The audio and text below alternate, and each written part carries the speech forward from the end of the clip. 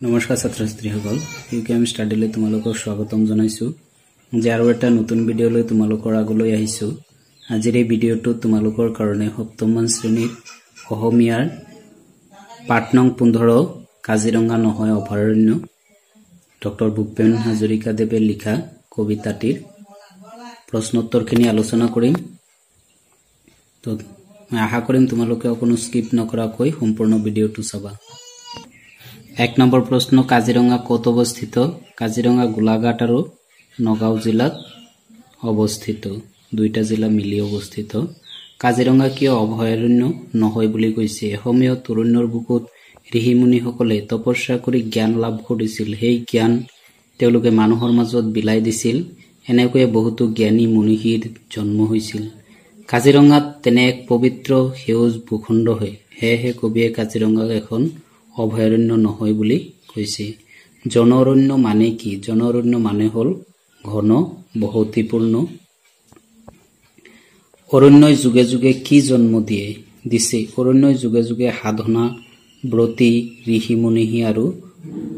ঋষিমুনি আৰু মনীষীৰ জন্ম দিছে। কবিৰ আপোন বস্তুবোৰ কি? কবিৰ আপোন বস্তুবোৰ হৈছে কাজিৰঙাত অৱস্থিত কহৰা নামৰ ঠাইখন, বাগৰি, সীমাৰ লুইত, ডিফলু নদী আৰু মৰমী কুঠুৰি। কাজিৰঙাক পৃথিৱীয়ে কিয় চাই বুলি কৈছে? কাজিৰঙা ৰাষ্ট্ৰীয় উদ্যান এশিঙীয়া গড়ৰ বাবে বিখ্যাত। সেইবাবে কাজিৰঙাক পৃথিৱীয়ে চাই এটা খৰ্গ থকা গড়ৰ বাবে। কবিতাটিৰ মাজেৰে কবিৰ প্ৰকৃতি প্ৰীতি কিদৰে প্ৰকাশ পাইছে চমুকৈ লিখা। কবিতাটিত প্ৰকৃতি প্ৰীতি সুন্দৰভাৱে প্ৰকাশ পাইছে। প্ৰকৃতিৰ দান কাজিৰঙাক কবিয়ে ইমান ভাল পায় যে ইয়াক তেওঁৰ সেউজ সপোন বুলি কৈছে। ইয়াৰ ওচৰেৰে বৈ যোৱা লুইতখন আৰু ডিফলু নৈখনে তেওঁ বৰ আপোন লাগে। তেওঁৰ বৰ আপোন লাগে। কবিতাটিত কি কি জন্তুৰ কথা উল্লেখ কৰিছে? কবিতাটিত হাতী, বাঘ, এক খৰ্গৰ গড় আৰু হৰিণৰ কথা উল্লেখ কৰিছে। কাজিৰঙাৰ দৰে অসমত থকা দুখন অভয়াৰণ্যৰ নাম লিখা। মানাহ আৰু পবিতৰা অভয়াৰণ্য। 11 নম্বৰ আছে প্ৰসংগ সংগতি দৰ্শাই ব্যাখ্যা কৰা। জন অৰণ্যত হিংস্ৰজনে কাহানি শিকিবনো তাক সভ্য মানুহেনো মনা। উক্ত কবিতাভাগে আমাৰ পাঠ্যপুথিৰ অন্তৰ্গত ডক্টৰ ভূপেন হাজৰিকা দেৱৰ দ্বাৰা ৰচিত কাজিৰঙা নহয় অভয়াৰণ্য নামৰ পাঠটিৰ নহব কবিতাটিৰ পৰা তুলি দিয়া হৈছে। অৰণ্যৰ জীৱ জন্তুৰ পৰাও যে মানুহৰ শিকিবলগীয়া বহুত আছে, কবিয়ে এই কথা কবিতাভাগিৰ জৰিয়তে প্ৰকাশ কৰিছে। মানুহে অৰণ্য ভয়াৱহ বুলি ভাবিলেও কিন্তু ই ভয়াৱহ নহয়, বৰং জন অৰণ্য ভয়াৱহ আৰু হিংস্ৰ। অৰণ্যৰ বুকুত তপস্যা কৰি আগতে ঋষিমুনিসকলে সিদ্ধি লাভ কৰিছিল। জীৱ জন্তুবোৰে অৰণ্যত মিলাপ্ৰীতিৰে থাকে। প্ৰীতি বানানটো ভুল হৈছে, পৰয় দীৰ্ঘ হব, তৎ হৃষিকাৰ হব।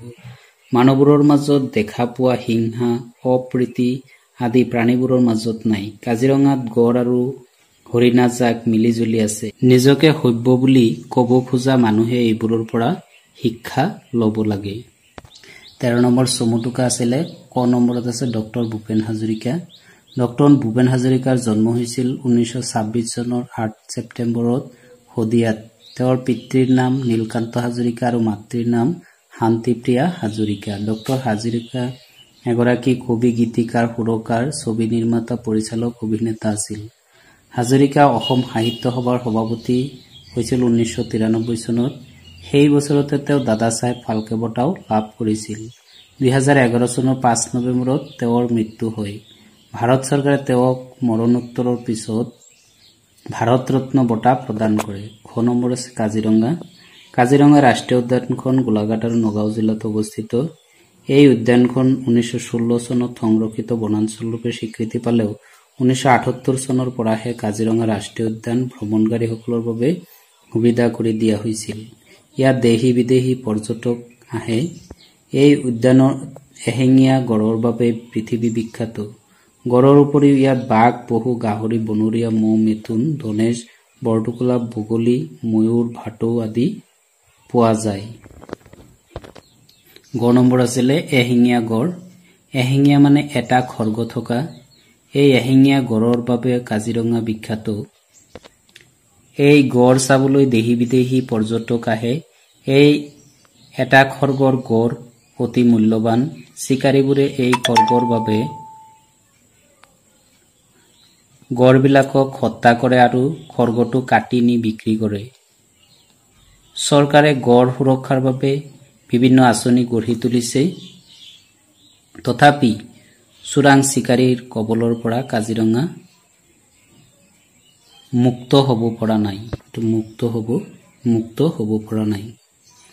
15 নম্বৰ প্ৰশ্ন আছে, তলৰ শব্দবোৰত কি কাৰণত মূৰ্ধন্য আৰু মূৰ্ধন্য হ হৈছে লিখা। তাৰ আগতে তোমালোকে নত্যবিধি আৰু সত্যবিধি কি এইটো অলপ জানিব লাগিব। ইয়াৰ আগতে মই 16 নম্বৰটো কৈ দি আছো। শুদ্ধ শব্দটোত চিন দিয়া। ৰাস্তা আছে, ৰাস্তাটো শুদ্ধ হ'ব। মনীষী দন্ত্যান্নটো শুদ্ধ হ'ব। শ্ৰেণী মূৰ্ধন্যটো শুদ্ধ হ'ব। প্ৰস্থান সেইটো শৈথ্যাস্থটো শুদ্ধ হ'ব। অকণ মূৰ্ধন্যটো পুৰস্কাৰ শৈকাস্কটো শুদ্ধ হ'ব। এতিয়া আমি 15 নম্বৰলৈ যোৱাৰ আগতে নত্যবিধি আৰু সত্যবিধিৰ বিষয়ে অলপ জানিম। যি বিধিমতে দন্ত্যান্ন মূৰ্ধন্যৰ ৰূপ লয় তাক নত্যবিধি বোলে। যি বিধিমতে দন্তীয়া হ মূৰ্ধন্য হৰ ৰূপ লয় তাক সত্যবিধি বোলে। যেনে একেটা পদত থকা ৰি আৰু মূৰ্ধন্য হৰ পিছত থকা দন্ত্যান্ন মূৰ্ধন্য হয়। যেনে অৰণ্য বৰষুণ। একেটা পদত ৰি ৰ মূৰ্ধন্য হ আৰু দন্ত্যান্নৰ মাজত স্বৰবৰ্ণ বা প বৰ্গৰ কোনো বৰ্ণ বা অন্তস্থ অব হ ব্যৱধান থাকিলেও দন্ত্যান্ন মূৰ্ধন্য হয়। যেনে ৰাৱণ পাষাণ। তাৰপিছত 3 নম্বৰ আছে নিয়ম। ত বৰ্গৰ কোনো বৰ্গৰ লগত যুক্ত হলে দন্ত্যান্ন মূৰ্ধন্য হয়। যেনে কণ্ঠ। কিছুমান শব্দত স্বাভাৱিকতে মূৰ্ধন্য হয়। যেনে পুণ্য, গুণী, হৰিণ, প্ৰণাম। আ ভিন্ন অন্য স্বৰবৰ্ণ বা ক বা ৰৰ পাছত থকা প্ৰত্যয়ৰ দন্তীয়া হ মূৰ্ধন্য হ হয়। যেনে ঋষি। তোমালোকৰ 15 নম্বৰৰ পৰা ইয়াত কিছুমান আছে। এইখিনিৰ পৰা তোমালোকে চাই লিখিব পাৰিবা আৰু মই এতিয়া গোটেইখিনি 15 নম্বৰত দি আছো। 15 নম্বৰ তলৰ শব্দকেইটাত কি কাৰণত মূৰ্ধন্য ন আৰু মূৰ্ধন্য হ হৈছে লিখা। অৰণ্য একেটা পদত থকা ৰি ৰ আৰু মূৰ্ধন্য হৰ পিছত দন্ত্যান্ন মূৰ্ধন্য হয়। ঋষি আ ভিন্ন অন্য স্বৰবৰ্ণ বা ক বা ৰৰ পাছত থকা প্ৰত্যয়ৰ দন্ত্যান্ন হ মূৰ্ধন্য হ হয়। গুণী স্বাভাৱিকতে মূৰ্ধন্য হয়। হৰিণ ৰি ৰ মূৰ্ধন্য হ আৰু দন্ত্যান্নৰ মাজত সেই আগৰ যিটো আছিলে কৈছিলো সেইটোৱেই।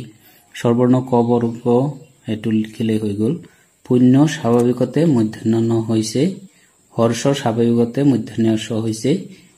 বিহাত ইকাৰান্ত উপসৰ্গৰ পাছত থকা স্থা, শীত, শীষ, লছ আদি ধাতুৰ দন্ত্য হ মূৰ্ধন্য হ হয়। কণ্ঠ ত বৰ্গ আখৰযুক্ত হলে দন্ত্যান্ন মূৰ্ধন্য ন হয়। প্ৰণাম ৰৰ পাছত থকা নম ধাতুৰ দন্ত্যান্ন মূৰ্ধন্য ন হয়। প্ৰতিষ্ঠান ইকাৰান্ত উপসৰ্গৰ পাছত থকা স্থা ধাতুৰ দন্ত্য হ মূৰ্ধন্য হ হয়। ৰাৱণ একেটা পদতে থকা ৰি ৰ এইটো তোমালোকৰ আগত নিয়মত দিয়া আছে, এইটো লিখিবা। পাষাণ একেটা পদতে থকা ৰি ৰ মূৰ্ধন্য হ আৰু দন্ত্যান্নৰ মাজত স্বৰবৰ্ণ ক বৰ্গ প বৰ্ণ থাকিলে দন্ত্যান্ন মূৰ্ধন্য ন হয়। বৰষুণ একেটা পদত থকা ৰি ৰ মূৰ্ধন্য হৰ পিছত থকা দন্ত্যান্ন মূৰ্ধন্য ন হয়। বিষম সু আৰু বি উপসৰ্গৰ পিছত থকা সম শব্দৰ মূৰ্ধন্য দন্ত্য হ মূৰ্ধন্য হ হয়। এতিয়া আমি সমাৰ্থক শব্দ লিখিব দিছে। অৰণ্য হাবি বননি জংগল। ঋষি মুনি তপস্বী। গুণী গুণৱান দোষমুক্ত। আপোন আত্মীয় নিজৰ। মৰম স্নেহ ভালপোৱা।